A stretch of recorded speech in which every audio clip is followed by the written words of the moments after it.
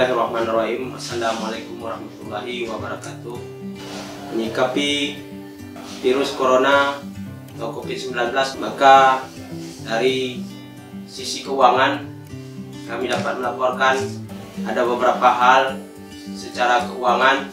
Yang pertama, kita melakukan kajian atau analisis secara aturan baik dari pusat, gubernur, kabupaten sampai ke Kampung Sapi. Yang kedua, dari sisi teknis sudah kita lakukan kajian yang bahwa dapat kita simpulkan untuk penggunaan anggaran pembiayaan atau pelaksanaan kegiatan penanganan COVID-19 secara umum pemerintah Kampung Sapi tidak ada kendala dan dapat digunakan dan dilaksanakan. Saya kira ini yang dapat saya sampaikan menjawab isu yang sekarang merebak bahwasanya ada kendala-kendala secara umum Kampung Telur Aceh Selatan dan khususnya di Kampung Sapi, bahwa kendala itu sebenarnya tidak ada dan bisa kita laksanakan untuk penanganan COVID-19 tersebut.